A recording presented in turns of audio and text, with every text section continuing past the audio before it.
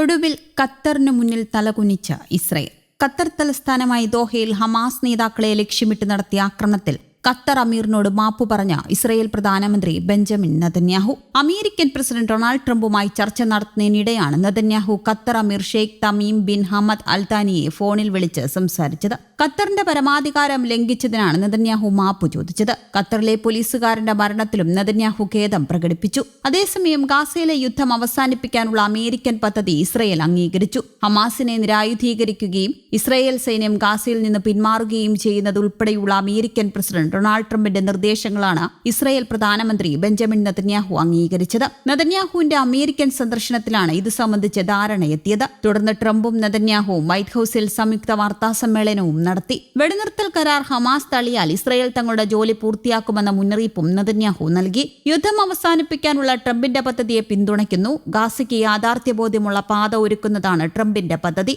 യുദ്ധത്തിൽ തങ്ങളുടെ ലക്ഷ്യങ്ങൾ നിറവേറ്റുന്നതാണ് ആ പദ്ധതി. ഗാസയിൽ സമാധാനപരമായ സിവിലിയൻ ഉണ്ടാകും. ഹമാസിനെ നിരായുധീകരിക്കും. ഗാസയെ സൈനിക മുക്തമാക്കും. ഹമാസിനെ നിരായുധീകരിക്കുന്നതിന്റെ വ്യാപ്തിക്കനുസരിച്ച് ഇസ്രയേൽ സൈന്യം ഗാസയിൽ നിന്ന് പിന്മാറും. ഗാസ ഒരു പരിവർത്തനത്തിന് വിധേയമാകാതെ പലസ്തീൻ അതോറിറ്റിക്ക് അവിടെ ഒരു പങ്കും നിർവഹിക്കാൻ കഴിയില്ല. ഗാസയിലെ യുദ്ധം അവസാനിപ്പിക്കുന്നതിലും മധ്യപൂർവ്വ ദേശത്ത് സമാധാനം പുനഃസ്ഥാപിക്കുന്നതിനും പ്രതിജ്ഞാബദ്ധമാണ്. ഒക്ടോബർ 7 മറക്കില്ല. ഇസ്രയേലിനെ ആക്രമിച്ചാൽ സമാധാനം ഉണ്ടാകില്ലെന്നും ആ ദിനത്തിനു ശേഷം ശത്രുക്കൾക്ക് മനസ്സിലായിട്ടുണ്ട്. ട്രംപിന്റെ വെടിനിർത്തൽ പദ്ധതി ഹമാസ് നിരസിച്ചാൽ ഇസ്രയേൽ അതിന്റെ ജോലി പൂർത്തിയാക്കുമെന്നും നെതന്യാഹു പറഞ്ഞു. ഗാസയിൽ വെടിനിർത്തൽ കരാറിന് വളരെ അടുത്തെത്തിയെന്ന് അമേരിക്കൻ പ്രസിഡന്റ് ഡൊണാൾഡ് ട്രംപും പറഞ്ഞു. വെടിനിർത്തൽ പദ്ധതി അംഗീകരിച്ച നെതന്യാഹുവിനോട് നന്ദി പറയുന്നു. നിർദ്ദേശങ്ങൾ ഇസ്രയേൽ ഔദ്യോഗികമായി അംഗീകരിച്ച് 72 മണിക്കൂറിനകം മുഴുവൻ ബന്ദികളെയും ഹമാസ് മോചിപ്പിക്കണം. ഗാസയുടെ പുനർനിർമ്മാണത്തിന് തന്റെ അധ്യക്ഷതയിൽ ഇടക്കാല രാജ്യാന്തര സമിതി രൂപീകരിക്കും. മുൻ ബ്രിട്ടീഷ് പ്രധാനമന്ത്രി ടോണി ബ്ലെയർ അതിന്റെ അംഗമാകും. മറ്റംഗങ്ങളുടെ പേരുകൾ അടുത്ത ദിവസങ്ങളിൽ പ്രഖ്യാപിക്കും. ഹമാസിനും മറ്റ് ഭീകര സംഘടനകൾക്കും സമിതിയിലോ ഗാസയുടെ ഭാവി ഭരണത്തിലോ നേരിട്ടോ അല്ലാതെയോ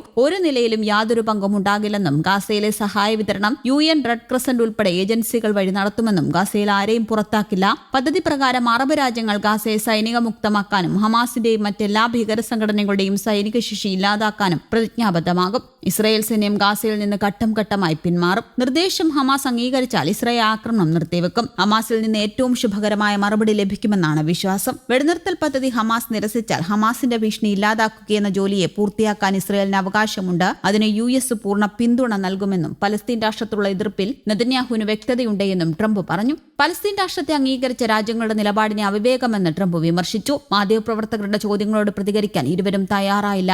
അതേസമയം ട്രംപിന്റെ ഗാസ വെടിനിർത്തൽ പദ്ധതി രേഖാമൂലം ലഭിച്ചിട്ടില്ല എന്നായിരുന്നു ഹമാസിന്റെ പ്രതികരണം. അതിനിടെ ഗാസയിൽ ഇസ്രയേൽ ആക്രമണം ശക്തമാകുന്നതിനിടെ 2 ബന്ദികളുടെ ജീവൻ അപകടത്തിലാവുമെന്ന മുന്നറിയിപ്പുമായി ഹമാസ് സംഘടനയുടെ ഖാസിം ബ്രിഗേഡാണ് മുന്നറിയിപ്പ് നൽകിയത്. ഒമ്രി മിരാൻ മദൻ ആഗ്രസ്റ്റ് എന്ന ബന്ദികളെ പാർപ്പിച്ചിരിക്കുന്ന സ്ഥലത്തെ പോരാളികളുമായി ബന്ധപ്പെടാൻ സാധിക്കുന്നില്ല എന്നും ഹമാസ് അറിയിച്ചു. 2 ബന്ദികളുടെ ജീവൻ അപകടത്തിലാകുന്ന പ്രവൃത്തിയാണ് അധിനിവേശ സേനയിൽ നിന്നുണ്ടാവുന്നത്. ഗാസയിലെ സൗത്ത് റോഡ് 8 നിന്ന് സേന ഉടൻ തന്നെ പിൻവാങ്ങണമെന്നും ഹമാസ് ആവശ്യപ്പെട്ടു. ഇസ്രയേലിന്റെ 48 ബന്ദികൾ ഇപ്പോഴും ഗാസയിലാണ്. ഇതിൽ 20 പേരെങ്കിലും ജീവിച്ചിരിക്കുന്നുണ്ട് എന്നാണ് കണക്കാക്കുന്നത്. എങ്കിലും ഗാസയിലെ ആക്രമണം നിർത്താൻ ഇതുവരെ ഇസ്രയേൽ തയ്യാറായിട്ടില്ല. ഇതിനിടയിലാണ് വീണ്ടും മുന്നറിയിപ്പുമായി ഹമാസ് രംഗത്തെത്തുന്നത്. News desk Kerala Kaumudi.